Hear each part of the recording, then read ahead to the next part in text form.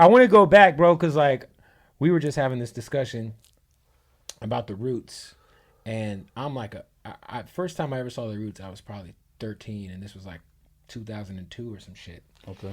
And this was after you had probably stopped working with them like on a more regular basis. Yeah, I went to the production route. But I remember like buying the bootleg of Organics, which was like the first Roots album, but it wasn't like their first major album. No, yeah, that was Do You Want More. Do You Want More was their official debut. But we did Organics.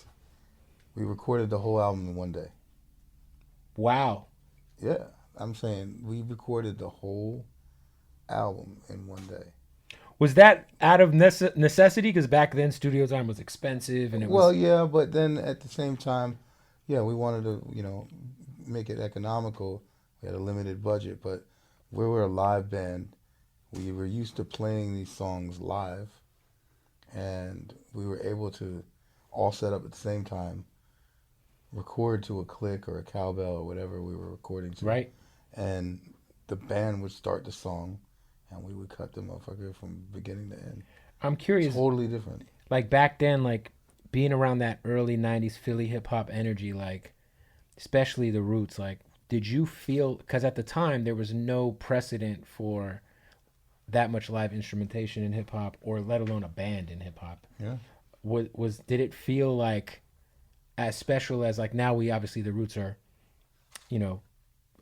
one of the greatest rap groups of all time. But back then, as a kid, did you realize like what you were a part of?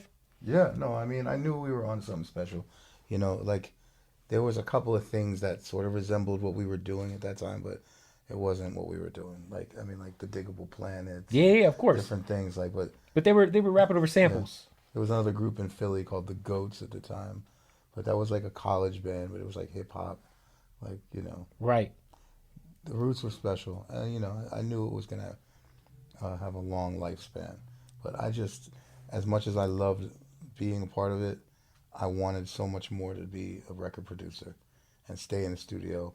I'm the kind of person that likes to like wake up in my house every day, and I'm not a big fan of going on the road, and just chose a different life. Yeah. So obviously you win your first Grammy with the Roots, which was, I mean, I love, by the way, shout out to everybody who watched your Versus battle. Oh, where's that? That shit was legendary. It got ugly, that's all I would say. But like at what point in time after you pivoted away from working with them full time, like what was that that first big look for Scott Storch as Scott Storch the brand? Like as a solo guy who decided to break away from this Roots crew, like what was that first thing that happened where you're like, oh shit, like I think this can actually work, like I like me as a record producer can actually be a thing? I went with this dude, the guy that actually got the record deal for the Roots, Derek Jackson. He brought it to Wendy Goldstein, et cetera, et cetera. But after I left, I ended up getting in contact with this guy, and he took me to New York from Philly, and we did a run all the way around the city, and went from label to label, this, that, the other. Couple of, I was hoping to just cut a record while I was in New York. Like, that's all I wanted. Right. And one guy came through for me, my first client. Who was it? Busta Rhymes. Busta. And we made a song called Blood Out. Okay. And it went on the... When is Astral Strikes? Huh? Was it Anarchy? Or something? Anarchy, yeah. Yeah, it was an Anarchy album.